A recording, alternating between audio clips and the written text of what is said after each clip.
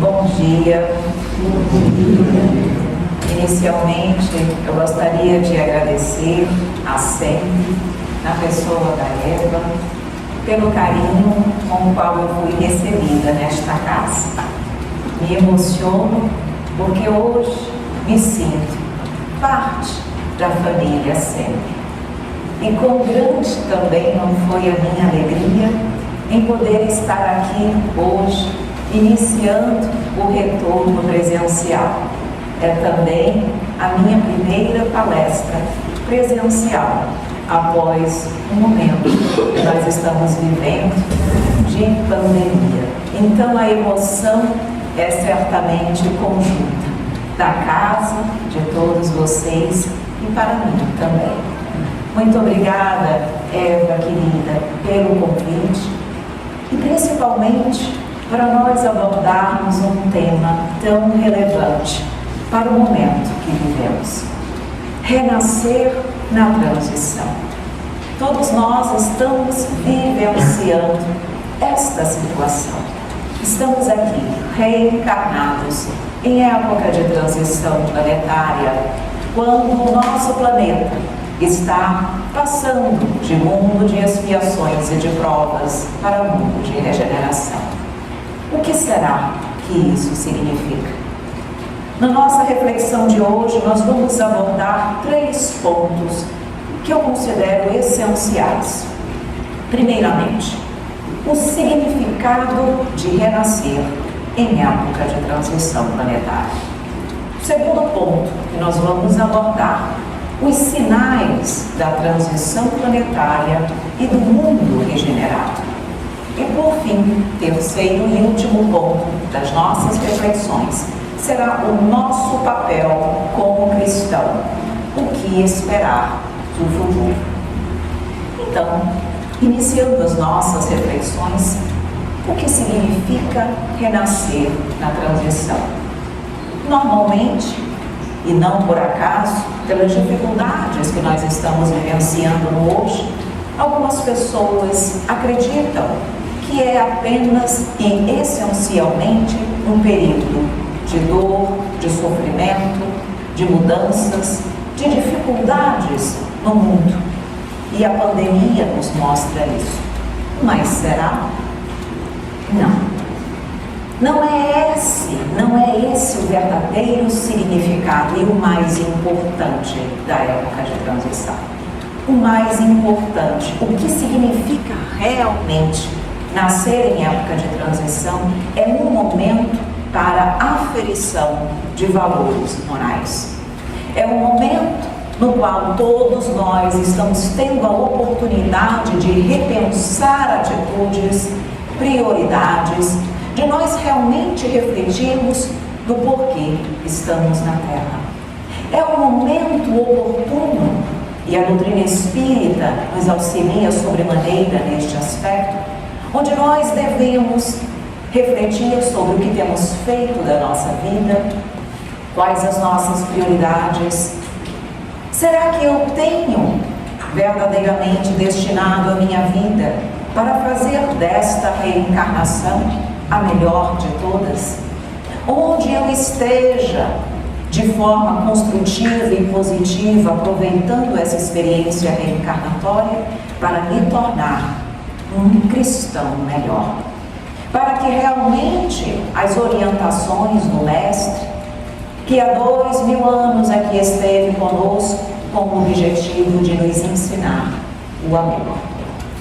Este é um momento extremamente apropriado para isso.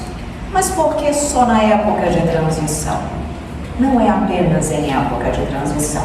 Todos nós sabemos que a reencarnação é um instrumento para que nós possamos evoluir, crescer, para que nós possamos deixar o homem velho cheios de vícios e de imperfeições para o homem novo. Só que em época de transição isso se torna mais urgente. As dores, as dificuldades, os enfrentamentos, os flagelos destruidores são instrumentos da justiça divina para que nós possamos mais rapidamente chegar a essa aferição de valores, a esse repensar de atitudes, a essa espiritualização do ser.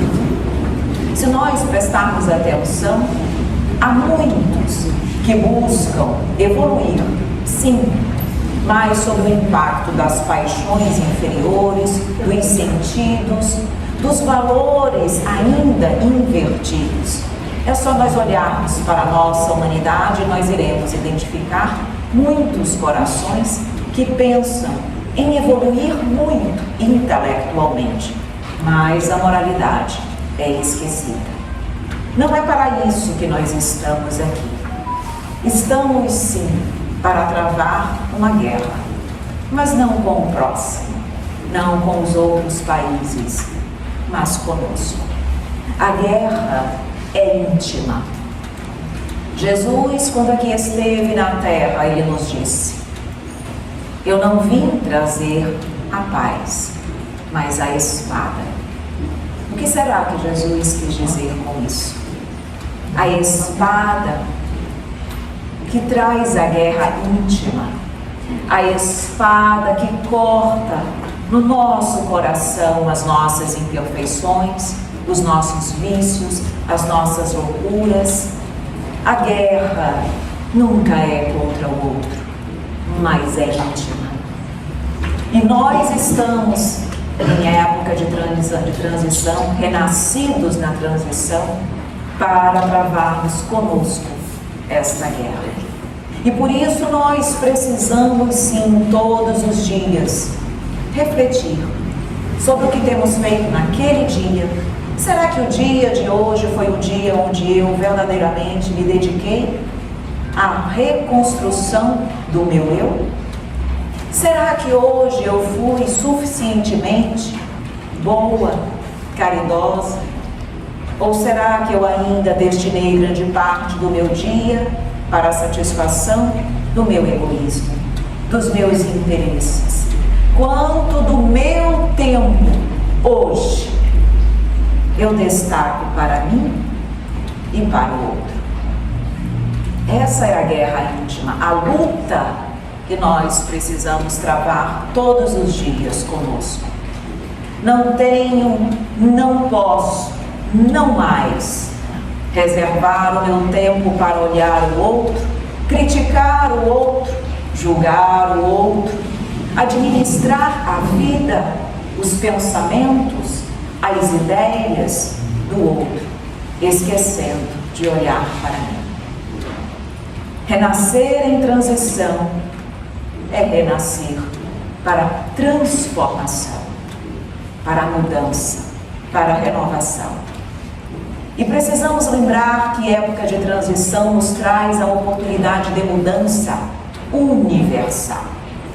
Não é uma mudança parcial, apenas restrita a um povo, a uma raça, a um país, mas de toda a humanidade. E nós, em momento algum, podemos ficar de fora deste processo. Podemos até não querer, mas aí precisaremos e teremos que arcar com as consequências das nossas escolhas. Deus nos dá a oportunidade de estarmos em época de transição sendo partícipes do processo de mudança. Todos nós aqui somos chamados, conclamados a sermos partícipes do processo de mudança. Como? Dando o exemplo, transformando, amando, agindo, criando o mundo que cada um de nós quer viver. Todos nós desejamos ficar na Terra em um mundo de regeneração, mas cabe a mim ser partícipe do mundo que eu quero. É um mundo de alegria, de felicidade, de amor, de união. É, claro que é. E o que tu tens feito, o que eu tenho feito, o que nós temos feito para essa transformação? Não nos cabe exigir do outro, do Estado, do governo, posturas diferentes. Cabe a mim fazer a mudança dentro do meu meio, do meu lar, dentre ou junto aos meus amigos, no meu ambiente de trabalho, na casa espírita que eu escolhi trabalhar. Esse é o nosso compromisso. Quando nós conseguimos mudar o nosso entorno, o mundo se torna melhor. É isso que significa nascer em época de transição. Processo de transformação pela dor também. Por que processo de transformação pela dor? Antes de explicar, vamos primeiro destacar que a dor, ela não é indispensável para o progresso da criatura, mas ela se tornou uma escolha nossa, a partir do momento que utilizamos o livre-arbítrio de forma indevida. Quando fizemos escolhas equivocadas, também elegemos para nós a dor como nossa companheira. Mas a dor, ela é maravilhosa, desde que nós saibamos ressignificar a dor. Quando nós estamos aprendendo os ensinamentos espíritas, as verdades espíritas, isso traz para nós um novo aprendizado. As verdades espíritas são luzes que nos tiram da ignorância, nos trazem novos aprendizados, não é verdade? Mas os novos aprendizados também nos trazem conflitos íntimos. E por quê? Porque esse novo aprendizado, ele se choca com o nosso eu do ontem, com o nosso homem velho, repleto ainda de imperfeições, de vícios, de sensualidade, de materialidade. Há um conflito natural com aquilo que eu conheço, com o amanhã, com o novo, com aquilo que eu desejo ser, com aquilo que eu ainda sou. E esse conflito íntimo traz dor, traz sofrimento, talvez uma dor muito maior do que uma dor física, porque é aquele conflito íntimo que todos nós vivenciamos, do que eu quero ser com o que eu ainda sou. E esses conflitos íntimos naturalmente trazem também dissensões. Dissensões não apenas íntimas, mas com o outro. Porque quando nós almejamos e identificamos aquilo que desejamos ser, nem sempre o mundo irá sorrir para nós.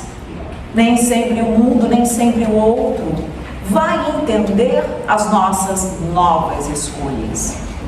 E aí é natural que haja dissensões, mas é importante também que nós tenhamos consciência daquilo que nós queremos e elegemos para nós, para que nós tenhamos força e maturidade para não nos enfraquecermos diante das dissensões do mundo. E como há dissensões no mundo em época de transição. Quando nós adentrarmos no segundo ponto da nossa reflexão, vocês poderão perceber melhor. Mas essas dissensões são maravilhosas, porque são exatamente elas que fazem surgir o homem novo, mais humano, mais caridoso, mais amoroso, mais irmão. São as dissensões que fazem surgir o homem do mundo regenerado. Tudo isso nós estamos vivenciando, todas essas oportunidades nós estamos tendo, mas cabe a nós compreender bem este momento, o que significa realmente nascer na transição. Mas adentrando o nosso segundo ponto das nossas reflexões, os sinais da transição e do mundo regenerado. E para abordar os sinais da transição, nós vamos buscar Jesus. Jesus, no seu sermão profético, que está lá no Evangelho de Mateus, capítulo 24, item 1 a 14, ele nos traz os sinais da transição. E quando nós estamos estudando o sermão profético que foi proferido, foi o último sermão público de Jesus. Quando ele adentrou em Jerusalém no domingo da Semana Santa, Esse sermão ele seria preso na quinta-feira à noite e, segundo consta, o sermão profético foi proferido na quarta-feira.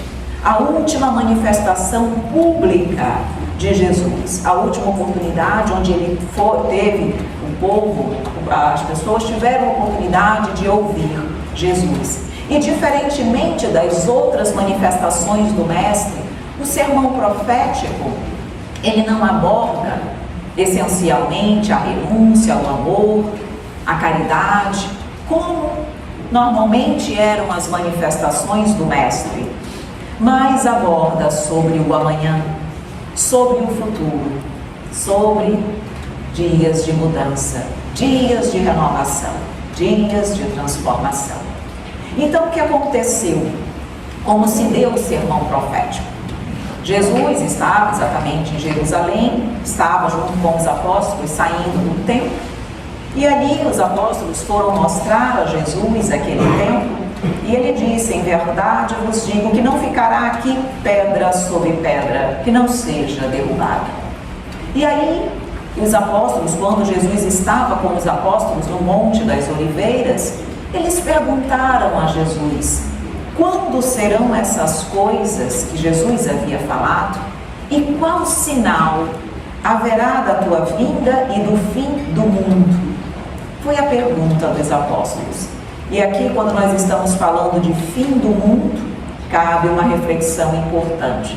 Não é o fim do mundo, do planeta, a destruição do nosso planeta, mas o fim, o resultado de uma mudança, de uma transformação, o fim de uma era de imperfeições, de egoísmo, de iniquidade, uma era ainda do homem velho, para o início de um mundo mais feliz. É isso que nós devemos interpretar sobre o sermão profético. Jesus aqui vai nos dar os sinais da transição e também vai nos dar o sinal do mundo regenerado, quando efetivamente saímos da transição e nos encontramos em um mundo regenerado. Então foram 7 sinais que Jesus nos trouxe. Então vamos examinar esses sinais para que nós possamos identificar se de fato eles se fazem presente na Terra hoje e se nós já chegamos a um mundo regenerado. Então o primeiro sinal que Jesus nos fala é a chegada dos falsos cristos, porque ele diz: porque muitos virão em meu nome dizendo eu sou o Cristo, e enganarão a muitos. Quem são os falsos cristos? São espíritos extremamente inteligentes, mas não moralizados, e que vêm à Terra repleto de ideologias infelizes, mas que são colocadas à humanidade como se fossem a verdade, a salvação de todas as pessoas. São espíritos que têm um grande magnetismo, que conseguem arrebanhar multidões para as suas ideologias nefastas. São ideologias essencialmente contrárias ao Evangelho. São ideologias, existem vários cristos. Como podemos identificar esses cristos? Exatamente pelas suas ideologias, pela sua personalidade, por aquilo que eles trabalham. E dentre as características desses falsos cristos, há uns que vão trabalhar no sexo. Um sexo desequilibrado, desvairado, que está completamente em desconformidade com os bons valores, a constituição da família, que vão deturpar o lado moral dentro da sexualidade. Há outros falsos cristos que vão trabalhar na materialidade, senhores da matéria. Vão realmente fazer e desenvolver ideias onde o homem busque essencialmente o mundo material, desprezando a sua espiritualidade, Deus, a imortalidade da alma, levando multidões a defenderem, a buscarem a vida hoje na matéria. Mamon, distanciando-os de Deus. Há ainda os senhores, os falsos cristos do poder, aqueles que buscam dominar, aqueles que buscam escravizar pessoas, aqueles que buscam realmente sempre estarem no comando, detendo o poder, detendo o controle das pessoas. E ainda há os falsos cristos da intolerância, aqueles que trazem intolerâncias de todos os matizes, raciais, religiosas, sociais, políticas. Esses são os falsos cristos que arrebanham multidões com as suas ideologias nefastas.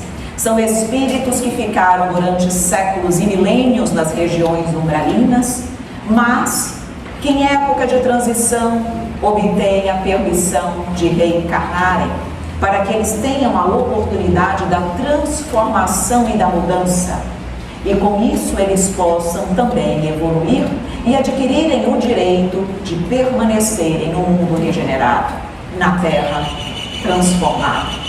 Só que são espíritos que não vêm sempre em massa ao planeta, porque são espíritos que causam uma convulsão muito grande no planeta. Mas em época de transição, eles reencarnam em massa, porque eles também precisam ter a chance da mudança. Antes da porta se fechar, eles renascem. Será que nós não estamos vivenciando também os falsos cristos no nosso planeta? Analisemos e reflitamos. Segundo sinal dos tempos, guerras, rumores de guerras e cataclismos. Disse Jesus: e ouvireis de guerras e de rumores de guerras. Olhai, não vos assusteis, porque é mistério que isso tudo aconteça, mas ainda não é o fim. Porquanto se levantará nação contra nação, e reino contra reino, e haverá fomes e pestes e terremotos em vários lugares, mas todas estas coisas são o princípio das dores.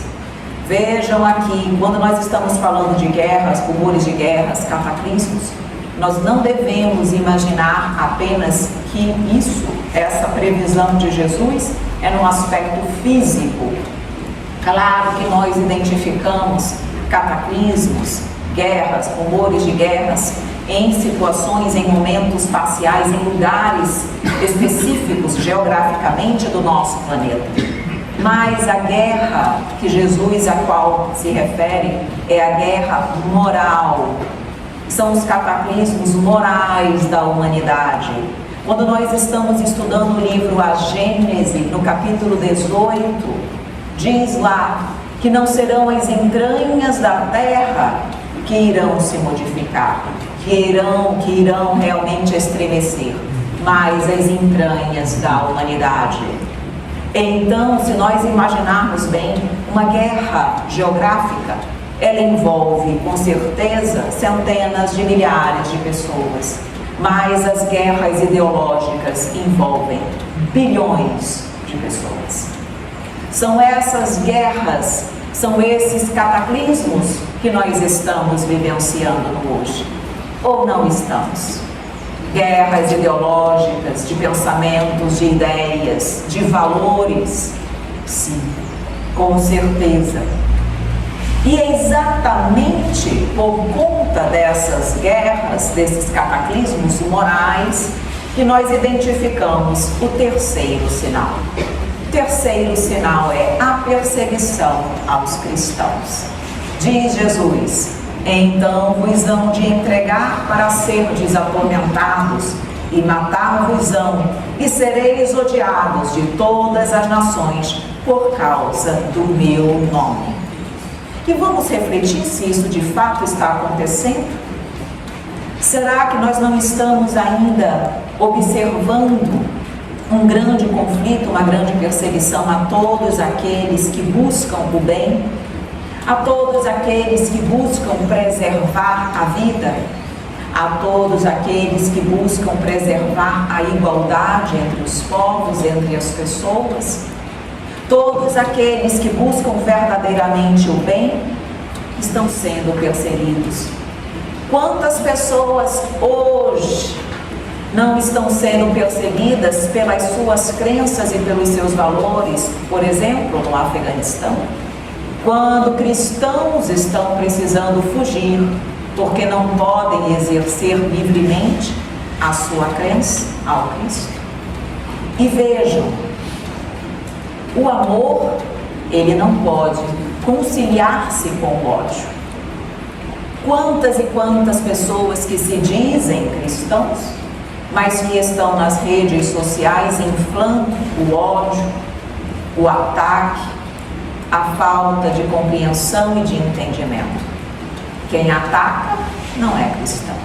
O amor nunca pode compactuar com ele.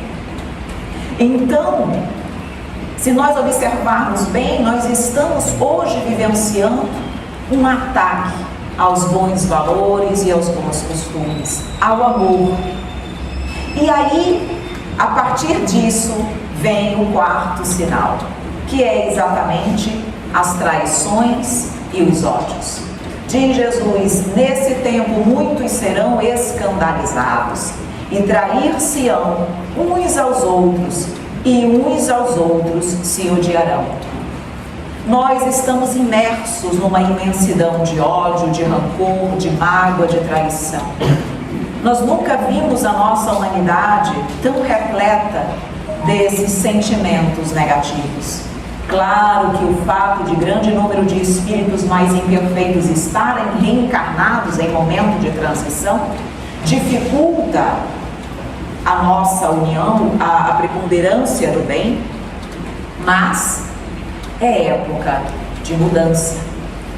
Então, nós, infelizmente, ainda estamos observando exatamente tanto ódio e tanta traição, e mesmo entre os cristãos, porque o que acontece nesse momento, nós corremos um sério risco de enveredarmos pelas ideologias equivocadas, pelas ideologias ainda infelizes e nos perdermos nela, porque nós estamos aqui para a mudança, mas ainda somos frágeis. E essa fragilidade muitas vezes nos deixa ali naquela situação onde, se nós não estivermos vigiando e orando, facilmente podemos ser ludibriados por essas ideologias das trevas. E aí começarmos a trabalhar contra nós mesmos, em ataque, criando ódio. Nós não estamos falando de ódio e traição, não só do outro, mas nossa também. Quantas vezes nós não desfilamos ódio para com os outros, que não nos acolhem, que nos criticam? Será que nós, nesse momento que estamos aqui sendo chamados a testemunhar o bem em época de transição, estamos bem cumprindo o nosso papel? Nós estamos aqui realmente diante daquela situação. Vamos ver quem realmente consegue manter-se fiel à proposta do Evangelho.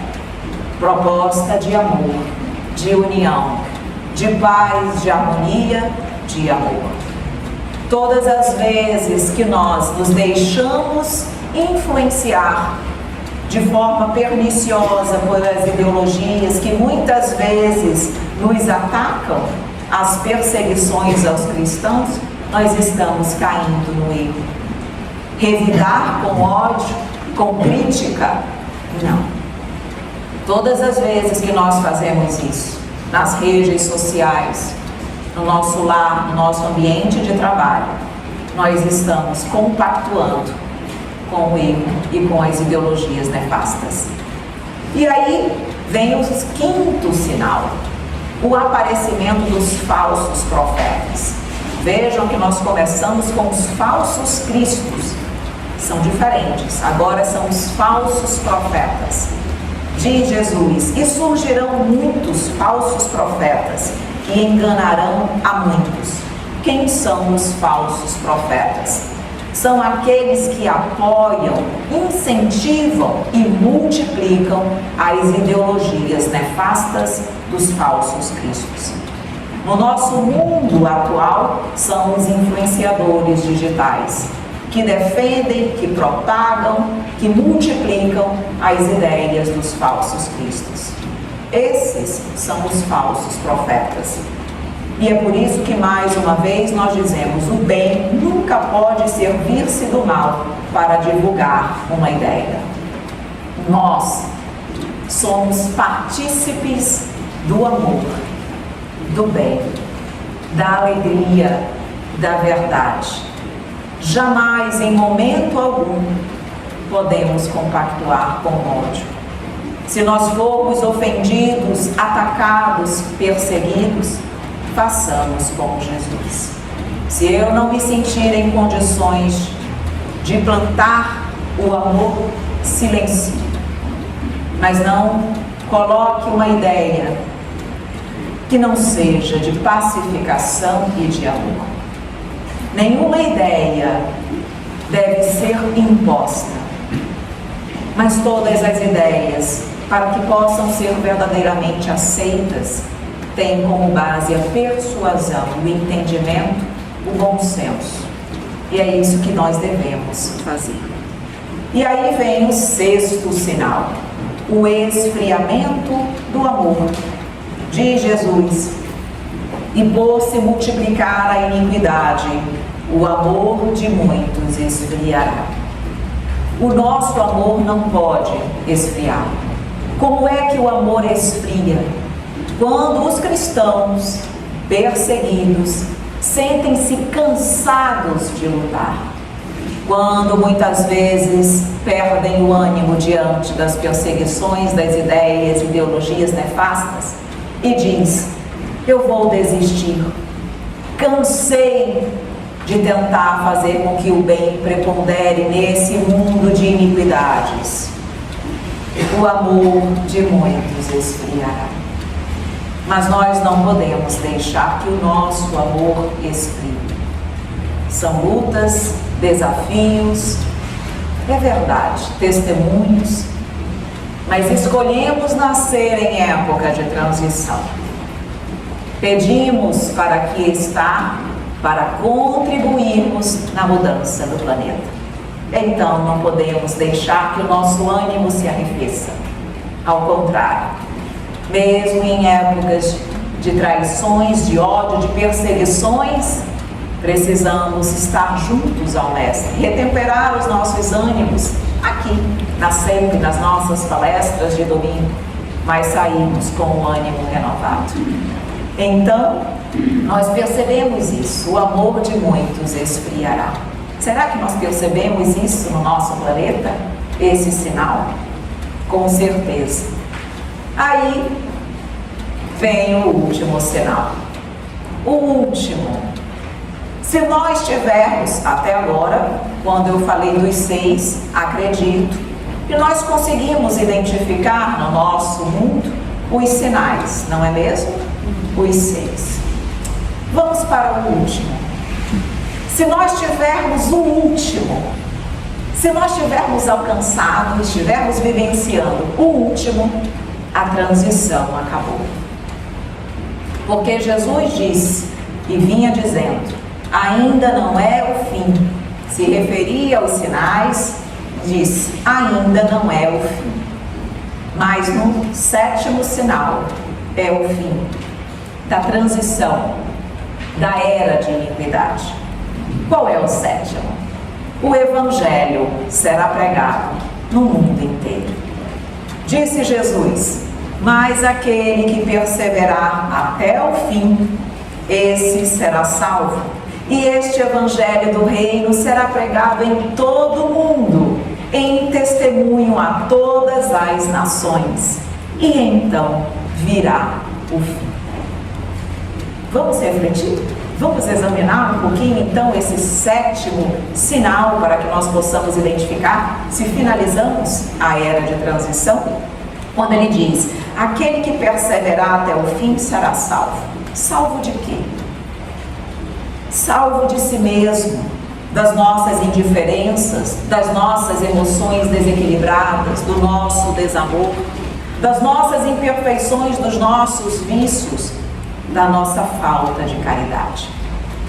Quando nós estivermos realmente vivenciando o Evangelho plenamente, seremos salvos de nós mesmos. O Evangelho precisa se derramar por todo o planeta. Mas, como nós estávamos dizendo lá no início, não é um derramamento apenas geográfico, porque todo mundo, todo o planeta conhece Jesus e conhece a Boa Nova, mas vivencia a Boa Nova em pensamentos, palavras e ações. Quando, na verdade, o amor realmente alcançar todos os corações, aí sim, teremos chegado no fim da era de transição e estaremos no mundo regenerado.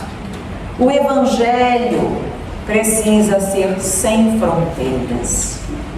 Sem fronteiras, não apenas geográficas, mas fronteiras íntimas e pessoais. Quando todos nós verdadeiramente nos olharmos como verdadeiros irmãos. Nesse momento, nós teremos o fim da transição. Será que já nos encontramos nesta condição? Será que o Evangelho de Jesus já está verdadeiramente internalizado dentro do meu ser, da minha vida? Será que tudo o que eu faço é colocando a caridade e o amor como ponto inicial? Essa reflexão é íntima, mas muito provavelmente nós podemos identificar que isso ainda não aconteceu. Então, ainda estamos em período de transição planetária. Mas isso vai acontecer. O mundo de regeneração não é um mundo de espíritos regenerados e sublimes, mas um mundo para a regeneração dos homens, para um mundo onde nós realmente já conhecemos Jesus e já nos colocamos próximo a Ele. O sermão profético, percebam, é profundamente consolador, porque hoje nós não estamos perdidos diante de tudo o que está acontecendo no nosso planeta. Nós já sabíamos que isso ia acontecer. Jesus nos disse. E mais ainda, o fim, o final é bom, é feliz. Isso é que é maravilhoso. Enquanto muitos veem no sermão profético algo triste e desolador, não, é algo bom. É esse fim maravilhoso que Jesus nos mostra. O fim é o Evangelho sendo sem fronteiras pregado e vivenciado em todo o mundo. Esses são os 7 sinais. E partindo para a parte final das nossas reflexões, agora cabe mais uma vez a reflexão. Qual o nosso papel como cristão? E o que esperar do amanhã? Nós espíritas, o que esperar de nós? Será que nós estaremos no mundo regenerado? Ou será que diante das nossas imperfeições nós seremos exilados? Aqui nós precisamos refletir sobre o que nós podemos chamar dentro do meio espírita de vitimismo. O que seria isso? Como nós sabemos qual é a meta de todos nós, que é a perfeição moral, intelectual, e por sermos conhecedores ainda das nossas imperfeições, nós sabemos que nós ainda não chegamos à meta.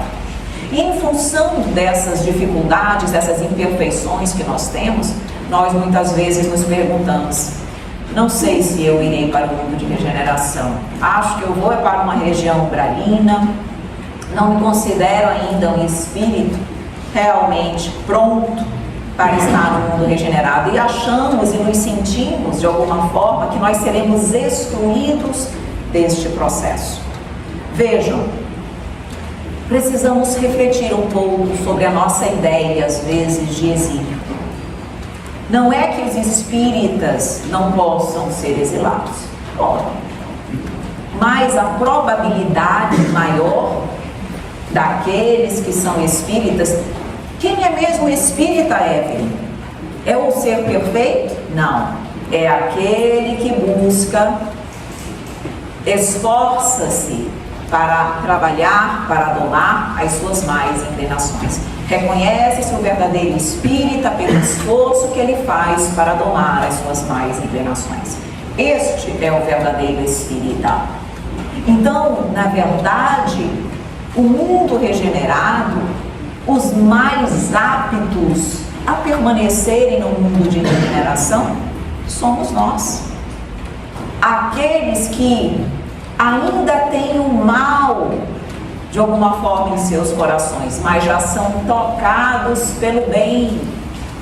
Aqueles que já buscam o bem mesmo reconhecendo as suas imperfeições. Há aqueles que fazem o mal, aprazem-se no mal, se tiverem oportunidade fazem novamente. Nós fazemos o mal e depois estamos chorando arrependidos do que fizemos, porque não era mais aquele tipo de postura que nós desejávamos ter.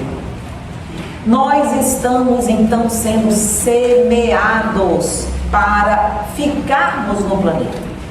Será que Deus, a espiritualidade, iria semear os nossos corações para nos exilar? Não. Nós estamos sendo semeados, trabalhados para ficarmos no mundo de regeneração. Se nós já tivermos traços de bondade ao contato com o nosso semelhante, nós iremos ficar. Não somos, como disse, os maus. Nós somos maus, mas já somos tocados pelo bem. Então, se nós estamos sendo semeados, se nós já somos tocados pelo bem, se em tese nós não iremos embora, porque é a probabilidade, qual a perspectiva de futuro para nós? Vamos ficar no planeta. E aí? Vamos desencarnar agora? E como serão as próximas reencarnações? O que será que nos aguarda, que nos espera, todos nós espíritas, cristãos? Vejam, como nós sabemos, todos nós nascemos no Brasil atualmente. O Brasil, o país do mundo onde a doutrina espírita realmente é mais difundida, onde todos nós estamos tendo inúmeros mecanismos de aprendizado, de esforço, de trabalho, de dedicação. É como se nós estivéssemos, Jorge Elahá, ele coloca, como se nós estivéssemos na universidade da alma. Isso é o Brasil. Percebam que todos nós estamos juntos aqui, tendo uma quantidade enorme de centros espíritas, de casas que nos orientam, de literatura espírita. Nós estamos na universidade da alma, é o Brasil. Sendo cada um de nós trabalhado de forma cuidadosa, preparados para o nosso futuro, para o nosso amanhã no mundo de regeneração. E aí o que vai acontecer? Muitos de nós não mais nascerão no Brasil como nós estamos aqui todos juntos. Não. Muitos de nós, haverá aqueles que voltarão para o Brasil, mas nós seremos espalhados pelo globo. Qual é mesmo o último sinal? O Evangelho será pregado em todo o mundo. Nós estamos sendo semeados para irmos depois, distribuídos pelo nosso planeta, pregar, vivenciar, exemplificar o Evangelho. Uns nascerão em outros países fora do ambiente religioso, exatamente para implantar a harmonia nas ciências, nas diversas instituições humanas, humanizando-as. Outros vão nascer em outros países dentro do ambiente religioso, mas não da doutrina espírita, exatamente para humanizar e integrar as várias religiões. Com todo esse arcabouço de conhecimento, nasce fora do Brasil, fora do ambiente espírita, mas dentro de outras instituições religiosas, para unirmos todos com base em um único princípio do amor. Outros nascerão fora do Brasil, fora do ambiente religioso, mas com as ideias espíritas inatas, para que eles possam ser melhores tradutores da doutrina onde quer que estiverem. Outros, menos, nascerão no Brasil, mas fora do Espiritismo, exatamente para que uns serão da política, outros serão da ciência, exatamente para integrar, igualmente humanizar as criaturas. E uma parcela pequena vai nascer no Brasil, dentro do Espiritismo, para continuar o movimento espírita. E neste momento, quando isso acontecer, será o fim do período de transição. Percebam então que nós estamos sendo preparados para o amanhã. Por isso que aproveitemos bem esta oportunidade hoje no planeta. Estarmos todos juntos na nossa Universidade da Alma, porque amanhã estaremos separados, divididos, para implantarmos o Evangelho. Quais as principais? Nosso tempo já está finalizando, mas eu vou falar rapidamente. As principais características do mundo regenerado. Crescimento moral. Crescimento moral, nós já sabemos então. Aspirações vastas, elevadas, já teremos na Terra uma felicidade muito maior do que hoje nós vivenciamos, porque o amor já será a pedra de toque na humanidade. Compreensão geral sobre a sobrevivência do espírito, todos nós conheceremos a imortalidade da alma. A imortalidade da alma não será algo restrito a algumas religiões do planeta, mas a toda a humanidade.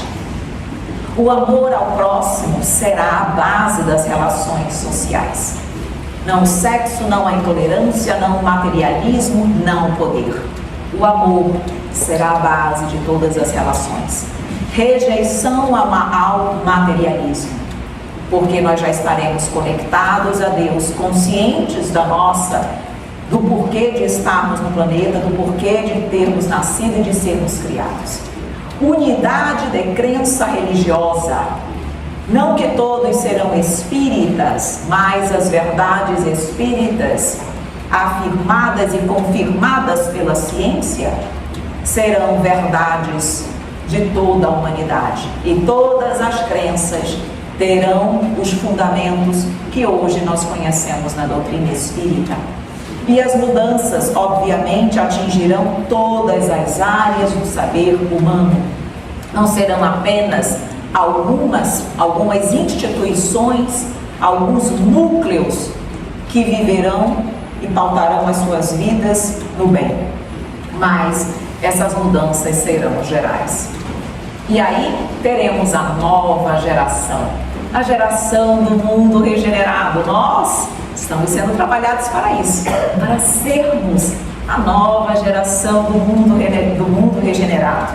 E aí essa nova geração se distingue pela inteligência, pela razão precoce, por um sentimento inato do bem, das crenças espiritualistas. E essa nova geração estará sempre predisposta a assimilar as ideias progressistas, pensando no amanhã, no desenvolvimento da humanidade, do amor. E para finalizar, eu preciso dizer, então, claro que alguns espíritos retardatários e imperfeitos continuarão no mundo regenerado, porque na verdade a doutrina nos diz que muitos espíritos não são verdadeiramente maus, que é mais a casca do que o fundo dessas pessoas, e que quando elas estão junto a um meio mais elevado, elas modificam-se, e que muitas vezes é o meio hoje que as pervertiu e corrompeu.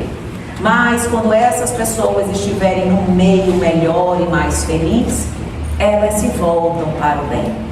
Então, há espíritos imperfeitos e retardatários que também permanecerão no mundo regenerado? Sim.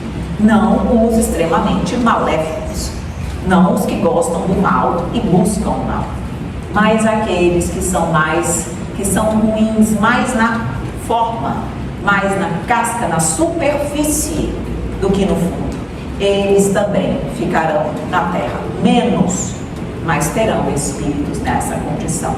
E como nós vimos, as ideias espíritas servem de apoio à melhoria espiritual.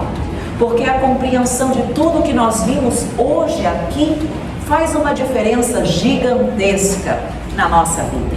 Nos dá um novo ânimo para que nós possamos buscar a nossa renovação, a nossa reforma íntima. Então, que nós possamos aproveitar este momento, este aprendizado, esse momento onde nós escolhemos contribuir na obra da regeneração do planeta, para nos melhorarmos o quanto antes, para vivenciarmos o Evangelho de Jesus, para deixar que a mensagem do Mestre toque verdadeiramente, profundamente o nosso coração. Que nos momentos mais difíceis, onde as dores e os sofrimentos tocarem os nossos corações e nós nos sentirmos enfraquecidos e sem ânimo, lembremos que Jesus nos disse: vinde a mim, todos vós que estáis aflitos e sobrecarregados, que eu vos aliviarei. A resposta, meus queridos amigos, para todas as nossas dificuldades e dores, está no Mestre. Deixemos que Ele toque os nossos corações. Deixemos que Ele nos transforme. Deixemos que nossas atitudes sejam um reflexo da sua presença. Que onde quer que nós estejamos, nós possamos ser luz. Que qualquer pessoa que nos conheça, que toque as nossas mãos, sinta ali a presença do Mestre, para que nós possamos transformar e ajudar o nosso planeta a mudar. Temos em nossas mãos tudo o que precisamos. A mensagem de Jesus, as religiões, as casas espíritas que são instrumentos a nos levarem até Deus. E temos Jesus, nosso Mestre e nosso Guia. Tudo o que nós precisamos, nós temos. Agora é a hora de arregaçarmos as mangas e trabalhar.